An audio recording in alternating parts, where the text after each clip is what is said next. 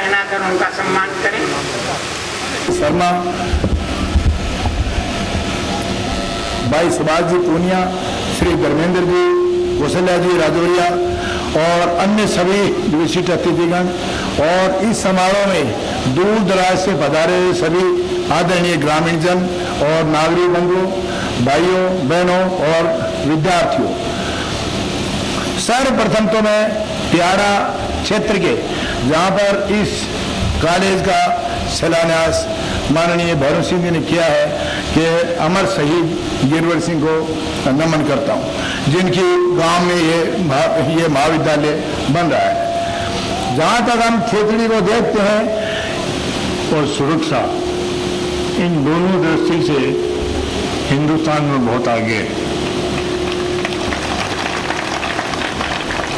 ये इसलिए कह रहा हूं कि यहाँ कोई भी गांव में आप चले जाओ, कोई न कोई शहीद हुआ।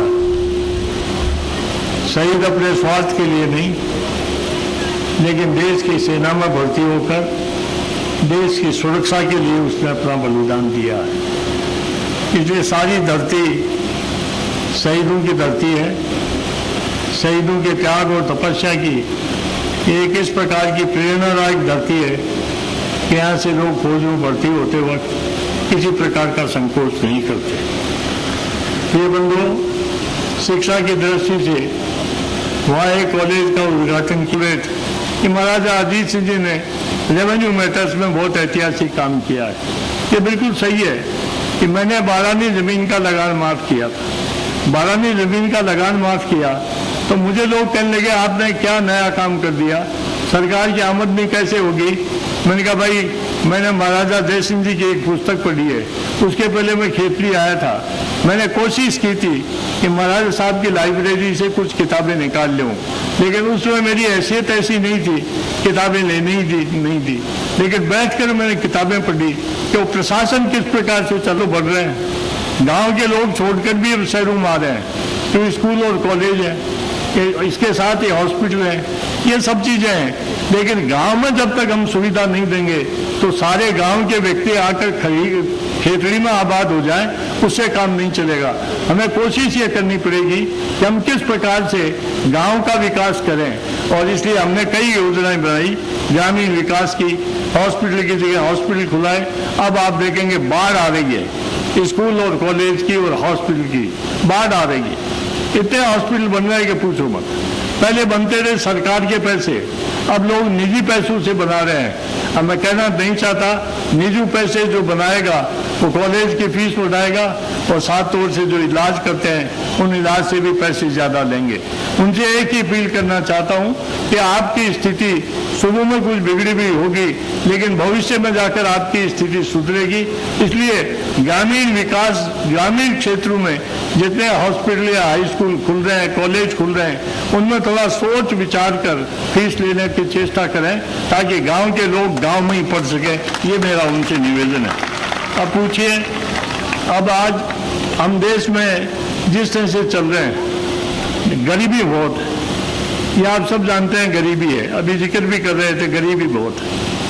आज एक आदमी गरीब का बच्चा स्कूल नहीं जाए और अमीर का बच्चा स्कूल चला जाए तो बड़ी दिक्कत होती है। हिंदुस्तान में आज के दिन 26% लोग गरीबी की रेखा के नीचे निवास करते हैं। 26%। भारत सरकार मना करती है कि 26 नहीं है। मैंने अभी कुछ दिन पहले उनसे पूछा, मुझे 26% गरीबी का इलाज क्या करोगे, तो कहने लगे 26% है ही नहीं। वहाँ बता दो कितनी है, तो 22 है। दूसरे ने कहा 18 है। मैंने कहा कुछ नहीं है, लेकिन इतने वर्ष में हिंदुस्तान में गरीबी की रेखा के नीचे कोई नहीं होगा और सब आदमी गरीबी से ऊपर उठ जाएंगे। आज उस सारी स्थिति में उनका भाषण था कि हमने तो राजस्थान हो चाहे मध्य प्रदेश हो, सबको पैसे दिए हैं, खूब पैसे दिए हैं। ये कोई संदेह नहीं कि भारत सरकार से खूब सहायता मिली है। ये भी कोई सही गलत नहीं है कि राज्य सरकारों की भी आय खूब बढ़ी है। दोनों मिलकर यदि टारगेट बनाकर, गरीब को टारगेट बनाकर उसकी शिक्षा की इंतजाम करें, व्यवस्था करें, तो सारी समस्याएं खत्म हो सकती है। और जब तक गरीब आदमी पढ़ेगा नहीं, तब तक उस गरीबी उसके दिमाग में घुसी रहेगी, वो गरीबी अपने निकल नहीं सकती। ये बहुत ही शर्म की बात है कि 1947 में हमारा देश आज़ाद हुआ, अंग्रेज यहाँ से चले गए, और जाने के आज अब इतने वर्षों के बाद में भी हिंदुस्तान में इतने प्रतिशत गरीबी है। ये दुर्भाग्यपूर्ण स्थिति है। अब प्रश्न आता है कि इसका हमने इलाज क्यों नहीं किया? इलाज करना चाहिए था। इलाज इसके दो हैं। पहला इलाज तो है जो आपके हाथ में है, और बहुत सस्ता इलाज है। सस्ता इलाज है कि एक आदमी के 1-2 बच्चे हो जाए, बाद में आगे बच्चे पैदा नहीं हो तो ना आपकी समस्या रहेगी ना देश की समस्या रहेगी। इसलिए परिवार नियोजन का काम यदि आप कर लें तो घर की समस्या का समाधान होगा, देश की समस्या का समाधान होगा। और एक आदमी कमाता है और 8 बच्चे पैदा हो गए, 8 बच्चों का क्या होगा और माँ बाप का क्या होगा, ये सब भगवान भरोसे है। इससे ज़्यादा मैं कह नहीं सकता। इसलिए मैंने कोशिश भी की थी परिवार नियोजन की। आपने सुना होगा सरपंच और पंचायत समिति का प्रधान ये चुनाव लड़ेगा, तो चुनाव के बाद में, चुनाव तक यदि 2 बच्चे हो गए तो ठीक है, लेकिन चुनाव के बाद में एक भी बच्चा और बच्ची हो गई तो इनको डिस्क्वालीफाई कर दिया जाएगा। और डिस्क्वालीफाई कर दिए। कई मेंबर्स आज रह गए। एक मामला लेकर हाई कोर्ट में गया, हाई कोर्ट ने उसकी बात मानी नहीं, तो सुप्रीम कोर्ट के अंदर मामला गया, और सुप्रीम कोर्ट में मामले में फैसला दिया। उस सुप्रीम कोर्ट के फैसले में लिखा है कि बच्चे पैदा करना it is not in fundamental right, ये हमारा संवैधानिक अधिकार नहीं है। भाई 2 बच्चे पैदा कर लो, 3 कर लो, लेकिन आप तो दर्जन की दर्जन मन पैदा करते हो, तो घर में कलह रहेगा, न बच्चे पढ़ेंगे न और पढ़ेंगे। वो सारी व्यवस्था की, आज भी शायद वो कानून लागू है, लेकिन अब के मैंने तय किया है, मैं सुप्रीम कोर्ट में खुद 2 बातों के लिए जाने वाला हूँ। एक तो पॉवर्टी किस तरह से खत्म हो, सरकारें कितनी जिम्मेदार हैं, और एक ये जो परिवार नियोजन है, इस परिवार नियोजन को और किस प्रकार से सख्त बनाया जाए। इसलिए मैं आपको कहता हूँ मैं कामयाब हो जाऊंगा। यदि आपको बच्चे पैदा करने हैं तो 1 वर्ष में कर लो, बाद में मौका नहीं मिलेगा। अब ये सब बातें बुरी नहीं है, ये सब बातें अच्छी हैं।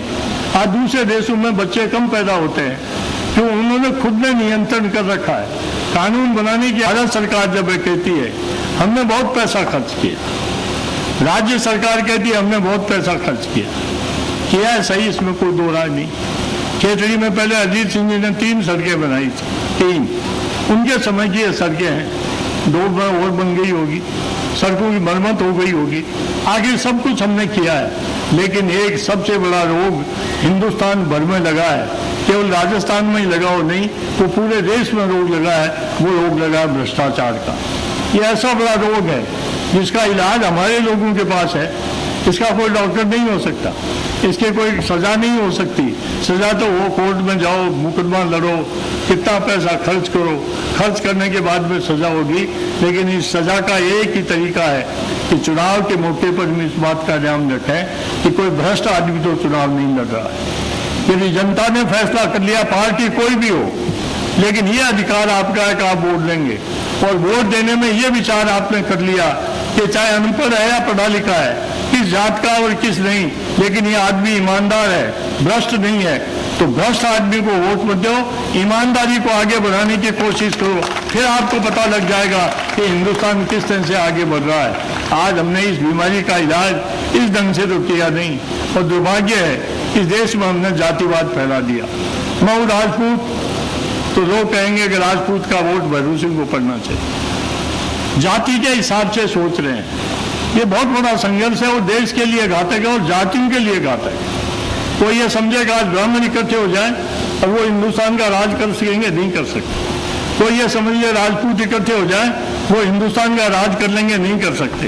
कोई ये समझे गुर्जर, मीणा, ये सब अहीर, ये सब अलग अलग जातियों में एक हो जाए, कभी नहीं कर सकते। और करके आप देख लो, जाति के आधार पर आज तक कोई प्रधानमंत्री नहीं हो पाया, जाति के आधार पर आज तक कोई मुख्यमंत्री नहीं हो पाया। आम जनता के वोट से मुख्यमंत्री बना है और आम जनता के वोट से हिंदुस्तान का प्रधानमंत्री बना है। इसलिए इस पर विचार करके चलो। ये जातिवाद जो चाह रहा है, ये जातिवाद, ये कुछ लोग चुनाव जीतने के लिए जातिवाद फैलाते हैं। देखिए, मैं हूँ राजपूत, मैं राजपूतों के गाँव में जाऊँ या और कहीं जाऊँ तो मुझे कहना पड़ेगा भाई राजपूत के वोट तो मुझे मिलने चाहिए। अरे भाई, राजपूत के वोट तो मुझे मिल गए, लेकिन राजपूत को वोट मिलने के बाद मैंने दिया क्या है? जाट के वोट तो मुझे मिल गए, लेकिन जाट को मैंने दिया क्या है? गुर्जर के वोट मुझे मिल गए, मैं गुर्जर हूँ इसलिए मिल गए, लेकिन गुर्जर को हमने दिया क्या है? आज जाति के आधार पर वोट लेने वाले गाँव में जाए, उन जातियों के बीच में खड़े हो जाए, 100 आदमियों का भी हिसाब बता दें, एक एक जाति का आदमी 100 आदमियों का हिसाब बता दें कि मैं राजपूत हूँ, जीतने के बाद में 100 राजपूतों का भला कर दिया, मैं गुर्जर हूँ, जीतने के बाद में 100 गुर्जरों का भला कर दिया, मैं अहीर हूँ और जीतने के बाद में 100 अहीरों का भला कर दिया, तो कोई भला नहीं। चुनाव के दिनों में जब हवा चलती है वोट का बेटी, वो क्या वोट बेटी जात को, वोट बेटी जात को, तब मैं कई बार समझता हूँ दुनिया में हो क्या गया। भाई, बेटी तो जात को दे दी, समझ में नहीं आती, लेकिन वोट के साथ बेटी कैसे जुड़ गई? बेटी तो दूसरे घर जाती है और वोट तुम घर में रख लेते हो, तो जो चीज घर में रख ली बेटी के साथ लेकर तुम उस जनता के साथ क्या अन्याय करोगे, क्या न्याय करोगे? इसके ऊपर विचार करो। ये सब चीजें चल रही है। अब ये चुनाव आ रहा है, इस चुनाव में आपको बता दूं, आप एक बात का तय कर लें कि आज जो ग्रामीण विकास में कसर रही है, आज जो बिजली पानी में हमारी कसर है, ये केवल इसलिए है कि भ्रष्टाचार खा गया। भ्रष्टाचार हमको नहीं खा गया, भ्रष्टाचार देश को खा गया, और देश को खाने के बाद आज मैं कोई पार्टी में नहीं हूँ। मैं आपको बता दूं, 1952 में बीजेपी में बना था, और अभी जब वाइस प्रेसिडेंट बना तो मैंने राजनीति से उसका त्याग पत्र दे दिया, लेकिन हिम्मत मेरे में जरूर है। चाहे मुझे पद हो या नहीं हो, मैं कोई राजनीतिक दल हो या नहीं हूँ, लेकिन राजस्थान में और देश में ऐसी हवा जरूर पैदा करूंगा कि जाति के आधार के ऊपर या भ्रष्टाचार के आधार पर किसी आदमी को वोट दोगे तो अपनी कब्र अपने हाथों से खोदोगे। कब्र खोदने के लिए किसी इंसान को लाना की जरूरत नहीं पड़ेगी। इसलिए मैं कहता हूं कि अब कल मौका है और ये चुनाव है। मैंने आपको बता दिया न मैं टिकट देने वाला हूं, न मैं टिकट लेने वाला हूं, न मैं देऊंगा न लेऊंगा, लेकिन एक बात आप लोगों से मांगना चाहता हूं कि आपने भ्रष्टाचारी आदमी को किसी को वोट दे दिया तो मैं आपसे आकर संघर्ष करूंगा। उस संघर्ष के लिए आप तैयार हो जाओ, मेरा साथ देने के लिए तैयार हो जाओ। इस भ्रष्टाचार से मुक्ति देश को मिल गई तो सब कुछ मुक्तियां मिल जाएंगी। हिंदुस्तान किसी से पीछे नहीं रहेगा। आज गाँव में जाते हैं, बिजली नहीं है, आज गाँव में जाते हैं, चोरियां होती है, लोग पकड़े नहीं जाते, शहर में जाते हैं, दंगे होते हैं, गाँव में जाते हैं, सब प्रकार की समस्याएं गाँव के लोग बताते रहते हैं। मैं आज की टूर में आया हूँ, खेतड़ी के टूर में जाऊँगा, उस समय तक 1000 के करीब मेरे पास एप्लीकेशन हो जाएगी, 1000 के करीब। अब वो सब मैंने कहा भाई 1000 है, मैं देखूंगा कौन सा काम हो सकता है, नहीं हो सकता। जिधर से भी जाता हूँ 4 एप्लीकेशन जेब में डाल देते हैं। वे डाल इसलिए देते हैं कि हम जो गांव में चलाता हूँ कि जाति के आधार पर उस आदमी को किसी को भी वोट मत दो जो भ्रष्टाचार में जनता की, गरीब जनता की कमाई को खाता है, उसे नमस्कार कहकर कह दो हम तुम्हें वोट नहीं देंगे। और कौन खड़ा होता है कौन खड़ा नहीं होता है ये मेरे बस की बात नहीं है, क्योंकि मैं हूँ ही नहीं उस काल में। लेकिन ये मिशन लेकर मैं चला हूँ, देश भर में घूमूंगा और घूमकर जनता को जागृत करूंगा कि जातिवाद से मुक्ति लो, भ्रष्टाचार से मुक्ति लो, पैसा बचाओ और बचा हुआ पैसा अपने इलाके के विकास में लगाओ, जिस विकास के अंदर अपने परिवार के लोगों को भी लाभ मिलेगा। इसी स्थिति को लेकर मैं यहाँ सुंदरलाल जी ने कई दिनों से कह रहे थे कि खेती, लेकिन आपको बता दूं कि विश्व के देश जो भारत को प्रगति नहीं चाहते उनके दिमाग में ये चीज बैठी हुई है, भारत हमसे आगे नहीं निकल जाए। वो आगे नहीं निकल जाए तो इसको रोके कैसे? तो रोके या तो एक सरहद के ऊपर पाकिस्तान हो, बांग्लादेश हो, श्रीलंका हो, यहाँ उत्पात हो जिसे भारत को चिंता हो। आप देखते हैं कभी बम ब्लास्ट होता है, कभी क्या होता है, ये सब विदेशों की करतूत है।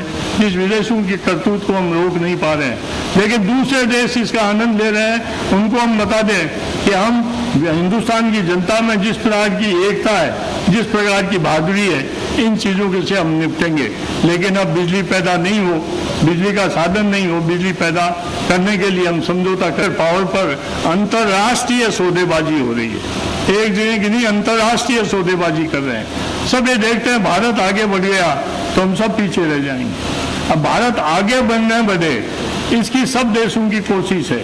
भारत तो आगे बढ़ेगा, सारे दोस्त देश कितने तड़फ लें, कितने मर जाएं, लेकिन भारत की तरक्की को कोई रोक नहीं सकता। भारत आगे बढ़ेगा। एक बार भारत की तरक्की तो जब ही होगी कि जनता एक निर्णय कर ले कि हम भारत को आगे बढ़ाने में जितने भी काम हैं उन कामों को हम पूरा करेंगे। इस निर्णय के साथ आप जाएंगे, मुझे बहुत खुशी होगी। यार रोज गाँव में मैसेज जाए और भ्रष्टाचारियों के विरोध में एक ऐसा संगठन खड़ा करने, मैं नहीं कहता कि किसके खिलाफ करें किसके नहीं करें, लेकिन चुनाव कोई भ्रष्ट आदमी नहीं जीते, इसका इंतजाम आपको आज से करना चाहिए। उससे अपने आप ही सारे सुधार हो जाएंगे और उन सुधारों को कोई रोक नहीं सकता। आपने मुझे स्वागत किया, नेता होने की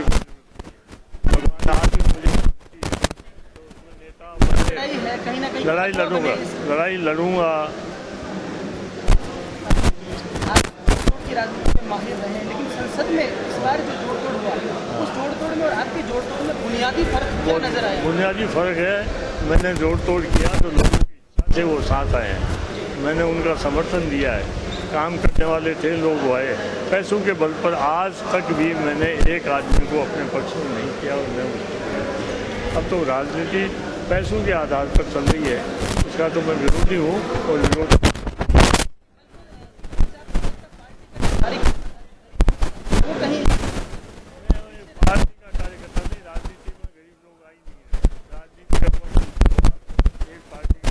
पार्टी में गरीब को मौका ही नहीं मिलता। आपने पहले भी कहा कि चौथा स्तंभ जो लोकतंत्र का होना चाहिए, 26 होना चाहिए, जो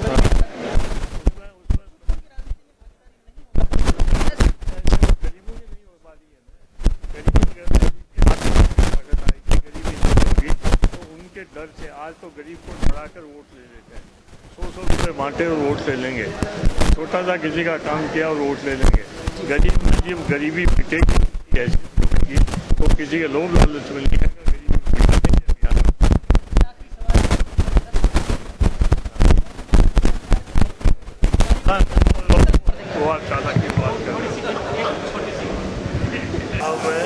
आने वाले सब लोग भयभीत होकर भ्रष्टाचार से दूर रहते हैं।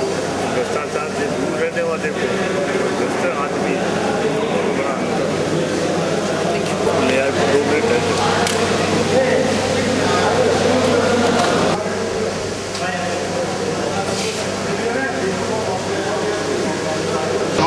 Detected in time, sure to manufacture leading age being incurable. It has also been termed as royal thievery. The socio-economic number under its own base.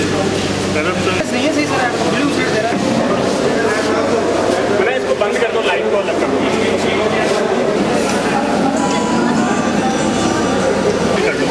इसमें पूरी डिटेल आ जाएगी ना।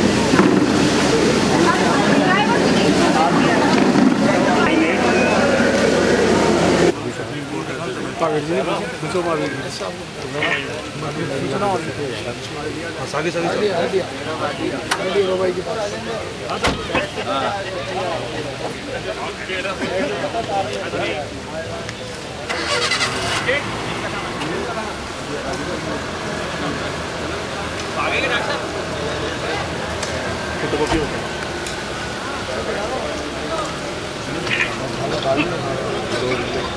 हमारे 5 नहीं होना चाहिए।